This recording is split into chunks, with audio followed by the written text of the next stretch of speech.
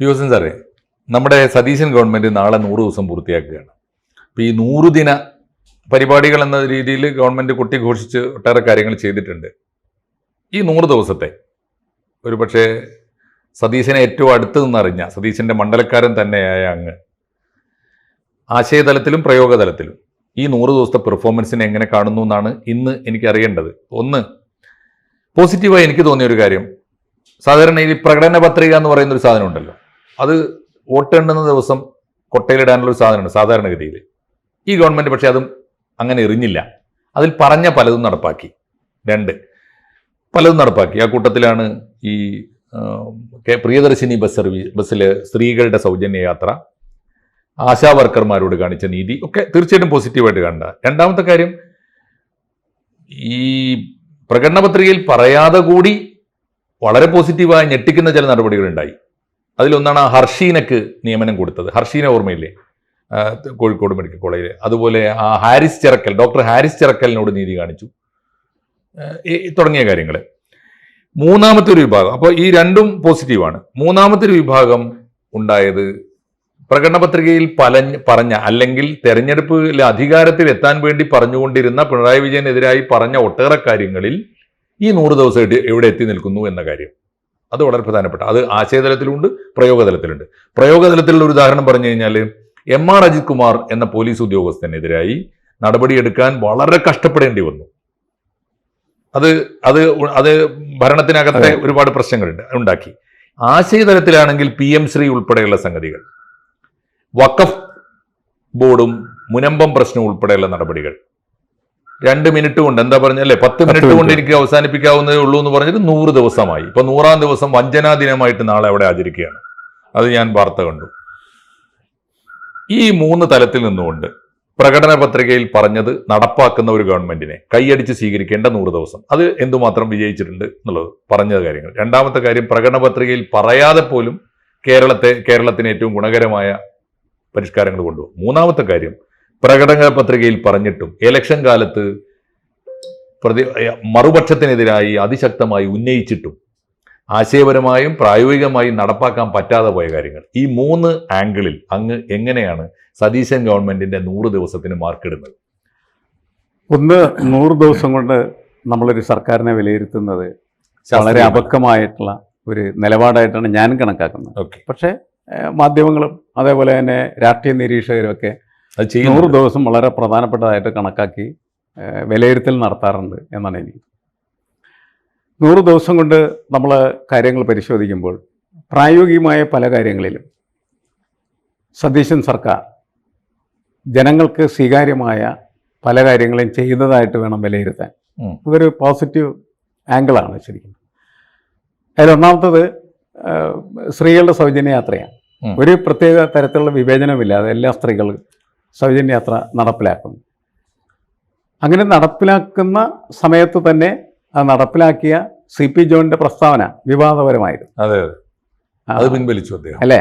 അത് വളരെ വിവാദപരമായി മാറിയിരുന്നു. എന്തുകൊണ്ട് എന്ന് നമുക്ക് പറയാൻ പറ്റില്ല. കാരണം എന്ന് വെച്ചാൽ കേരളത്തിലെ, ഞാൻ എപ്പോഴും കേരളത്തിലെ ജനങ്ങളെ കാണുന്നത് 100 രൂപയുടെ ഒരു ഫ്രീ ബീസ് നിങ്ങൾക്കുണ്ടെങ്കിൽ വളരെ ആഹ്ലാദത്തോടെ ആളുകൾ പോയി അത് സ്വീകരിക്കുന്ന ഒരു സമീപനം. പ്രത്യേകിച്ച് ഓണക്കാലത്ത്. ഈ ഓണക്കാലത്ത് ഇപ്പം ഞാൻ തന്നെ ഞങ്ങളുടെ സൊസൈറ്റിയിൽ നിന്ന് അരി കൊടുക്കുന്നുണ്ട്. 10 കിലോ അരി 100 രൂപ നമ്മൾ അടച്ചാൽ മതി. 10 രൂപക്ക് 10 കിലോ അരി, 10 കിലോ അരി നല്ല അരി. അപ്പോൾ ഞാൻ പറയുന്ന ഒരു സാമാന്യമായിട്ട് ഒരു 55-60 രൂപ കിലോന് വരുന്ന അരി 10 കിലോ കൊടുക്കുന്നു. 100 രൂപ നമ്മൾ അടക്കുന്നു. അപ്പോൾ ഒരു 500 രൂപയുടെ ഫ്രീ ബീസാണത്.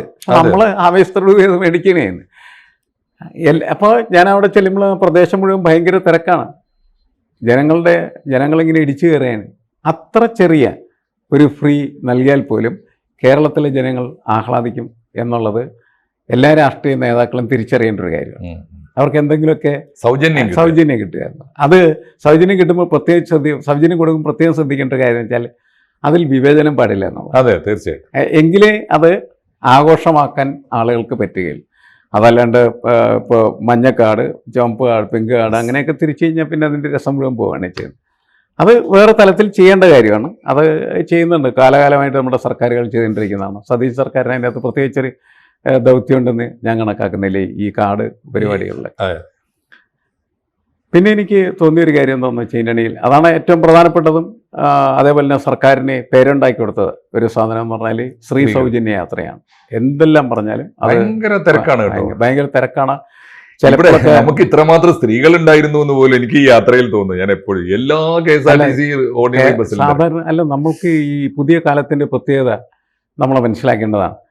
ഈ ബസ്സുകളിൽ എന്ന് വെച്ചാൽ പബ്ലിക് ട്രാൻസ്പോർട്ട് സംവിധാനത്തിനകത്ത് ഏറ്റവും കൂടുതൽ സഞ്ചരിക്കുന്ന സ്ത്രീകളാണ്. അത് ഈ ലോങ് സർവീസ് നമ്മൾ എടുക്കരുത്. ഇപ്പോൾ ഫാസ്റ്റ് പാസഞ്ചറും അതേപോലെ എക്സ്പ്രസ് സർവീസ് എന്നൊക്കെ പറയുന്നത് എടുക്കരുത്. അതിൽ ഏതാണ്ട് ബാലൻസ്ഡാണ്, കൂടുതലും പുരുഷന്മാരും ആയിരിക്കും. മറ്റ് സാധാരണ ഇപ്പോൾ ജില്ലാ കേന്ദ്രങ്ങളിലേക്ക് പോകുന്ന ബസ്സുകൾ ഓരോ ജില്ലയിൽ നമ്മൾ നോക്കിക്കഴിഞ്ഞാൽ അതിലേതാണ്ട് 70-80% സ്ത്രീകളാണ്. 20% ആളുകൾ പുരുഷന്മാരുണ്ട്. ഞാൻ പല ദിവസവും പുരുഷന്മാർക്ക് സംവരണം വേണം ബസ്സിൽ. അവര് വളരെ വിഷമിച്ചാണ് ബസ്സിൽ നിൽക്കുന്നത്. അപ്പം നമ്മളൊക്കെ കയറുമ്പോൾ നമുക്കും അങ്ങനത്തെ ഒരു ഫീലാണ് ഉണ്ടാകുന്നത്. കാരണം അത് സ്ത്രീകളുടെ ഒരു സാമ്രാജ്യമാണ്. അപ്പം അത്രയും സ്ത്രീകൾ ഇങ്ങനെ യാത്ര ചെയ്യുന്ന ബസ്സുകളിൽ എന്തുകൊണ്ട് എന്ന് ചോദിച്ചാൽ, ഒന്ന് പഴയ കാലത്ത് നിന്ന് വ്യത്യസ്തമായിട്ട് തൊഴിലെടുക്കാൻ പോകുന്ന സ്ത്രീകളുടെ എണ്ണം വളരെ കൂടിയിട്ടുണ്ട്. കടകളിലും മറ്റൊക്കെ ആയിട്ട് അവർക്ക് വളരെ തുച്ഛ വരുമാനമായിരിക്കാം, പക്ഷെ അവർ പോകുന്നുണ്ട്, അവർ പണിയെടുക്കുന്നുണ്ട് എന്നുള്ളത് പ്രധാനപ്പെട്ട കാര്യമാണ്. അപ്പോൾ ആണുങ്ങൾ പണിയെടുക്കാൻ പോകുന്നില്ല, ആണുങ്ങളും പണിയെടുക്കാൻ പോകുന്നുണ്ട്, പക്ഷെ അവരൊക്കെ ബൈക്കിലായിരിക്കും ബഹുഭൂരിപക്ഷമുള്ള സ്ത്രീ. അപ്പോൾ ബസ് എന്ന് പറയുന്നത് സ്ത്രീകളുടെ ഒരു യാത്രാ സംവിധാനമായി മാറിയിരിക്കുകയാണ്. അവിടെയാണ് ഈ സ്ത്രീ സൗജന്യ യാത്ര വന്നപ്പോൾ ഒരു ഷിഫ്റ്റ് ഉണ്ടായി. ഷിഫ്റ്റ് എന്താണെന്ന് വെച്ച് കഴിഞ്ഞിട്ടുണ്ടെങ്കിൽ സ്ത്രീകൾ കൂടുതൽ പ്രൈവറ്റ് ബസ്സിൽ നിന്ന് കൂടുതലായിട്ട് ട്രാൻസ്പോർട്ട് ബസ്സിലേക്ക് മാറി. അപ്പം ഞാൻ അത് നോക്കുമ്പോൾ ഉള്ള പ്രത്യേകത എന്ന് വെച്ചാൽ, ട്രാൻസ്പോർട്ട് ബസ് നേരത്തെ ഓടാറുണ്ട്, ഇപ്പോൾ ഓടാറുണ്ട്. നേരത്തെ ഓടുമ്പോൾ അതിനകത്ത് ആരും ഉണ്ടാവില്ല, വളരെ കുറച്ച് ആളുകളാണ് ട്രാൻസ്പോർട്ട് ബസ്സിൽ. കാരണം ട്രാൻസ്പോർട്ട് ബസ് അങ്ങനെയാണല്ലോ ഓടിക്കുന്നത്. അതായത് ആർക്കോ വേണ്ടി തിളക്കുന്ന സാമ്പാർ എന്നൊക്കെ നമ്മൾ സലീംകുമാർ പറഞ്ഞവരെ ഇത് വെറുതെ ആർക്കോ വേണ്ടി ഇങ്ങനെ ഓടിക്കൊണ്ടിരിക്കുന്ന ബസ്സാണ്. സ്ത്രീ അത് സ്ത്രീകൾ എന്ത് ചെയ്യുന്നു, കൈയടക്കിയിരിക്കുന്നു, സ്ത്രീകൾ യാത്ര ചെയ്യുന്നു. അതുകൊണ്ട് എനിക്ക് തോന്നുന്നത് ട്രാൻസ്പോർട്ട് ബസ്സിന് അതുകൊണ്ട് പ്രത്യേകിച്ച് നഷ്ടം സംഭവിക്കുന്നില്ല എന്നാണ്. കാരണം ഇത് ഈ സ്ത്രീകൾ നേരത്തെ ഒഴിഞ്ഞിടുന്ന സീറ്റുകളിലൊക്കെ ഇപ്പൊ സ്ത്രീകൾ നിറഞ്ഞിരിക്കുന്നു, നഷ്ടം കൂടുന്നൊന്നുമില്ല. അത് ഇതുവരെ വെറുതെ പത്രക്കാർ എഴുതി ഉണ്ടാക്കുന്ന സാധനമാണ്. അത്ര നഷ്ടം ഒരു നഷ്ടമില്ല ഇനി. അല്ല, അങ്ങനെ വിലയിരുത്തണം, അങ്ങനെ അത് പഠിക്കണം. കാരണം വെച്ചാൽ ഈ ഒഴിഞ്ഞു പോയിക്കൊണ്ടിരുന്ന അല്ലെങ്കിൽ വെറുതെ ആളില്ലാതെ ഓടിക്കൊണ്ടിരിക്കുന്ന ട്രാൻസ്പോർട്ട് ബസ്സുകളൊക്കെ ഇപ്പോൾ വളരെ സമ്പൽ സമൃദ്ധമായിരിക്കുന്നു എന്നുള്ളത് അതിൻ്റെ ഒരു പ്രത്യേകത. അല്ലാണ്ട് സർക്കാരിന് അതുകൊണ്ട് നഷ്ടമുണ്ട് എന്ന് പറയുന്നത് ശുദ്ധ അസംബന്ധമാണ് എന്നാണ് എൻ്റെ അഭിപ്രായം. ഇല്ല, അവരെടുക്കുന്ന ഈ സീറോ ടിക്കറ്റ് ഉണ്ടല്ലോ, അത് വെച്ചിട്ട് കണക്കുണ്ടാക്കുന്നതാണ്. അതെ അതെ, ഈ സീറോ ടിക്കറ്റുകാർ നേരത്തെ ഇതിനകത്ത് കയറൂലായിരുന്നു. അല്ലാണ്ട് ഇതിൽ സഞ്ചരിച്ചിരുന്ന സത്യത്തിൽ ഒരു ടിക്കറ്റിന്റെ നഷ്ടമേ ഉള്ളൂ, അത്രേ ഉള്ളൂ, ടിക്കറ്റിന്റെ നഷ്ടം മാത്രമേ ഉള്ളൂ.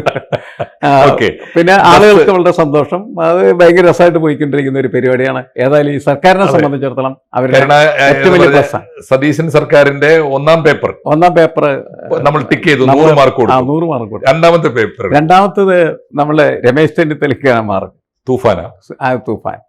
തൂഫാൻ എവിടെ ചെന്ന് നിൽക്കും നമുക്കറിയില്ല. തൂഫാൻ കുറച്ച് കഴിയുമ്പോൾ നിന്ന് പോകും. അതാണ് അത് സംഭവിക്കാൻ പോകുന്നത്. അല്ലാണ്ട് അതിന്റെ തൂഫാന്റെ ഇന്നത്തെ ക്രൈസിസ് എന്താണെന്നറിയോ?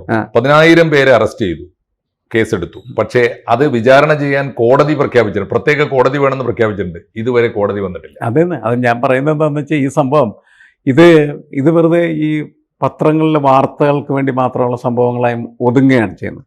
മറ്റിടത്ത് അങ്ങനെയല്ല. ഈ സ്ത്രീ സൗജന്യ യാത്രകളുടെ പ്രത്യേകത എന്ന് വെച്ചാൽ അത് നിരന്തരമായി പ്രവർത്തിക്കുന്ന വളരെ സജീവമായിട്ടുള്ള സംവിധാനമാണ്. ആ സർക്കാരിന് വൻ വിജയമാണ്.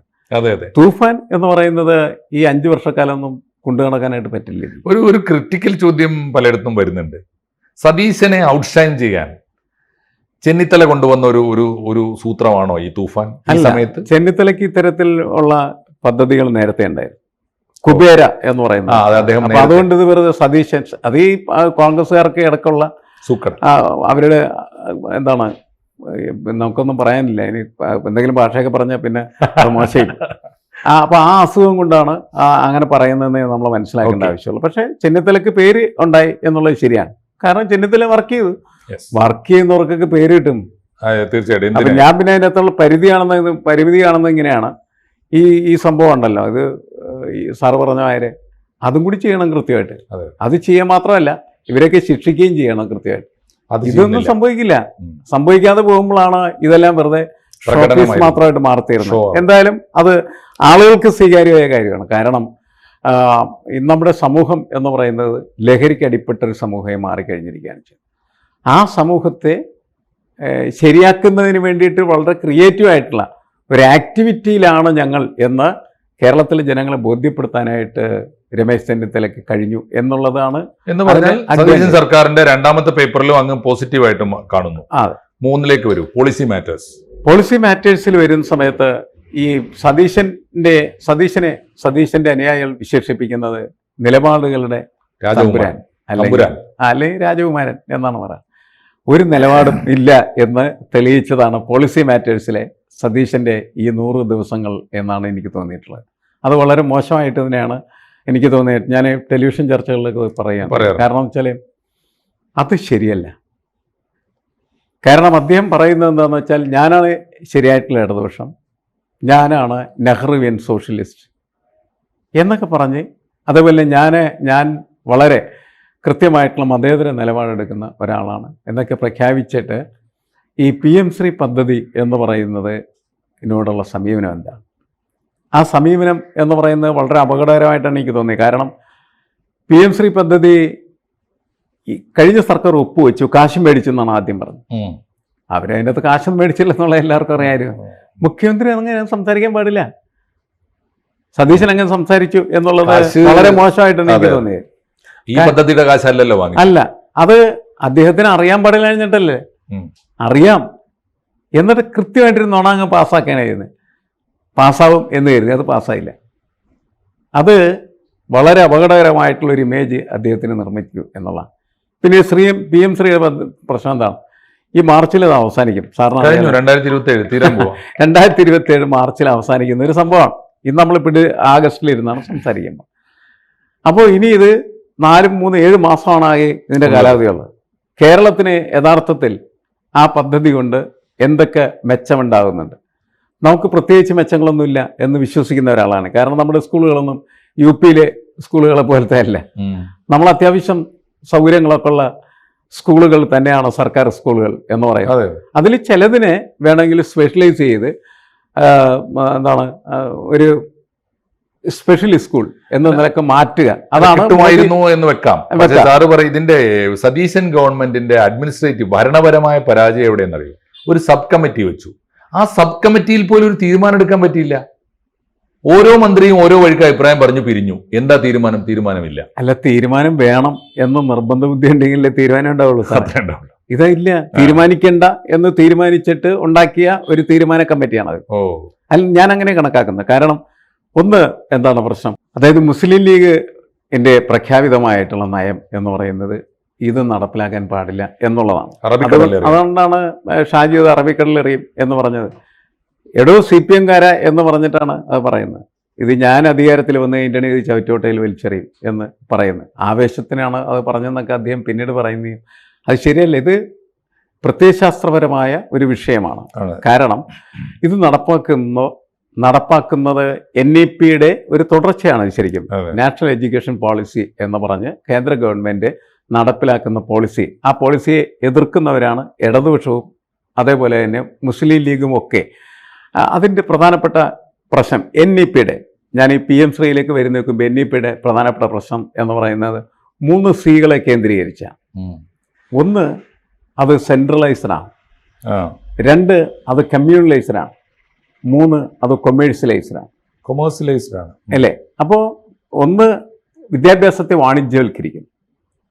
2, വിദ്യാഭ്യാസത്തെ വർഗീയവൽക്കരിക്കുന്നു. 3, വിദ്യാഭ്യാസം കേന്ദ്രീകൃതമാക്കുന്നു, അതിന്റെ ജനാധിപത്യത്തെ ചോർത്തിക്കുന്നു. അത് രണ്ടും ശരി. ഈ വർഗീയവൽക്കരിക്കുന്നത് ചരിത്ര പുസ്തകങ്ങളായിട്ട് ബന്ധപ്പെട്ടാണോ? അതാണ് വർഗീയവൽക്കരണം. കാവ്യവൽക്കരണം എന്ന് പറയുന്ന ഒരു ഭാഷ കൊടുത്താൽ മതിയാവും. വർഗീയവൽക്കരണത്തിന്റെ ഭാഗം അത് തന്നെയാണ്. ചരിത്രത്തിന്റെ രാഷ്ട്രീയവൽക്കരണം എന്നല്ലേ വിളിക്കേണ്ടത്? രാഷ്ട്രീയവൽക്കരണം എന്ന് വിളിച്ചാൽ പോരെ? രാഷ്ട്രീയവൽക്കരണം അല്ല ഏത് എല്ലാവരും ഗവൺമെന്റ് ഉദ്ദേശിക്കുന്നത്. ഭരിക്കുമ്പോഴും വിദ്യാഭ്യാസത്തിലും ചരിത്രത്തിലും ICHR-ലും CBSE-ലും ഒക്കെ ടെക്സ്റ്റ് അതെ, ബുക്ക് രാഷ്ട്രീയവൽക്കരണത്തെക്കാൾ ഉപരിയായിട്ടേ അപ്പം അതിൻ്റെ പ്രശ്നം എന്താണെന്ന് വെച്ച് കഴിഞ്ഞിട്ടുണ്ടെങ്കിൽ ഇപ്പോൾ സവർക്കറെ കുട്ടികൾ പഠിക്കണം എന്ന് പറയുന്നത് രാഷ്ട്രീയമല്ല ശരിക്കും പറഞ്ഞു. സവർക്കറുടെ എന്താണ് വർഗീയ രാഷ്ട്രീയത്തെ കുട്ടികളെ കൊണ്ട് പഠിപ്പിക്കുക, അത് പഠിപ്പിക്കില്ല എന്നാണല്ലോ ഷാജിയും അതേപോലെ തന്നെ ഇവരെല്ലാവരും കൂടെ പറയാം. അപ്പം അന്ന് തന്നെ നമ്മളുടെ സംസ്ഥാന BJP പ്രസിഡന്റായിരുന്ന സുരേന്ദ്രൻ പറഞ്ഞു, ഞങ്ങൾ അതൊക്കെ പഠിപ്പിക്കും, സവർക്കർ പഠിപ്പിക്കും, നിങ്ങളാരെ ചോദിക്കാൻ എന്നാണ് പറഞ്ഞിരുന്നത്. അല്ല, അവരുടെ ആചാര്യൻ ഹിന്ദുത്വ രാഷ്ട്രീയത്തിന്റെ ആചാര്യൻ രാഷ്ട്രീയമാണല്ലോ അത് ബേസിക്കലി. അതെ, അപ്പൊ അത് ആ രീതിയിൽ വരുന്നതിനെ എതിർത്തവരാണ് ഇവരെല്ലാവരും. എല്ലാവരും എതിർത്തവരാണ്, കോൺഗ്രസും എതിർത്തതാണ്. എന്നിട്ട് അവരെന്ത് ചെയ്യാന്ന് വെച്ചാൽ അതിൻ്റെ അന്ന് U-ടേൺ അടിക്കുക. അതുകൊണ്ട് സതീശൻ സർക്കാരിന് ഒരു പേര് വന്ന് U-ടേൺ സർക്കാർ. ആ ഒരു വിഷയത്തിൽ വഖഫ് ബോർഡിന്റെ കാര്യത്തിൽ അത് U-ടേൺ അവരെന്താണോ പറഞ്ഞാൽ അത് വിഴുങ്ങുന്നു. അതാണ് പ്രശ്നം. അവിടെ നമുക്ക് ഈ പ്രായോഗികമായി കുറെ കാര്യങ്ങൾ ചെയ്തു അതിന് സ്വീകാര്യതയുണ്ട്, നല്ലതാണ് എന്ന് പറയുമ്പോൾ തന്നെ അതിനേക്കാൾ അപകടകരമാണ് പ്രത്യയശാസ്ത്രപരമായും അതേപോലെ തന്നെ ആദർശാത്മകമായുള്ള കാര്യങ്ങളിൽ എടുക്കുന്ന വിട്ടുവീഴ്ചകൾ എന്ന് പറയും. അത് ഭയങ്കര അപകടമല്ലേ സാർ? ഏതായാലും NM പിയേഴ്സൺ എന്ന രാഷ്ട്രീയ നിരീക്ഷകൻ, അല്ലെങ്കിൽ പലപ്പോഴും വളരെ ശക്തമായ, അല്ല ഞാനും എനിക്ക് സതീശിനെ ഇഷ്ടമാണ്, അദ്ദേഹം നമ്മുടെ സുഹൃത്തുമാണ്. പക്ഷെ നമ്മളൊരു വിഷയം സംസാരിക്കുമ്പോൾ തീർച്ചയായിട്ടും സുഹൃത്ത് നിൽക്കുന്നത് ഒരു തിയറട്ടിക്കൽ ബേസിൽ നിന്നുകൊണ്ട് അങ്ങ് പറയുന്നത് ഒന്നാമത്തെ കാര്യം, ഒരു ഗവൺമെന്റിന് മാർക്കിടാനുള്ള സമയമല്ല 100 ദിവസം. ഒന്ന്, ഇനി മാർക്കിട്ടേ തീരൂ എന്നാണെങ്കിൽ സതീശന് 3 പേപ്പറുകൾ നമ്മൾ അനുവദിക്കുന്നു.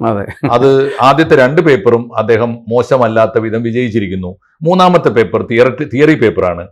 ആ തിയറി പേപ്പറിൽ ഈ സോഫാർ ഈ 100 ദിവസം അദ്ദേഹത്തിന് ഫെയിലിയർ ആണ് എന്ന് പറഞ്ഞാൽ, ഒരു പേപ്പറിൽ തോറ്റ ഒരു വിദ്യാർത്ഥിയായിട്ട്, ഒരു പേപ്പറിൽ തോൽക്കുകയും 2 പേപ്പറിൽ ജയിക്കുകയും ചെയ്ത ഒരു വിദ്യാർത്ഥി. അതായത് തിയറിക്കും പ്രാക്ടിക്കലിനും നമ്മൾ മാർക്കിടുന്ന സമയത്ത് പ്രാക്ടിക്കലിന് ഇറ്റ്സ് ഓക്കെ, പക്ഷേ തിയറിക്ക് നമുക്ക് ഒരിക്കലും മാർക്ക് കൊടുക്കാനായിട്ട് പറ്റാത്ത തരത്തിൽ വളരെ മോശമായിട്ടുള്ള പെർഫോമൻസ് ആണ് ആ കാര്യത്തിൽ നടത്തിയത്. ഏതായാലും പറവൂർക്കാരനായ ഈ രാഷ്ട്രീയ നിരീക്ഷകൻ ആദ്യത്തെ 100 ദിവസത്തെ മാർക്ക് സതീശന് ഇട്ടിരിക്കുന്നു. അദ്ദേഹം തന്നെ അത് കാണട്ടെ. അദ്ദേഹവുമായി ബന്ധപ്പെട്ട് തീർച്ചയായിട്ടും NM പിയേഴ്സന്റെ നിലപാടുകൾ എന്താണ് എന്നറിയാൻ സ്വകാര്യമായിട്ടെങ്കിലും VD സതീശനും താല്പര്യമുണ്ടാവും. അദ്ദേഹവും അദ്ദേഹത്തിന്റെ പാർട്ടിയും അദ്ദേഹത്തിന്റെ മുന്നണിയും കാണട്ടെ, കേൾക്കട്ടെ. നന്ദി.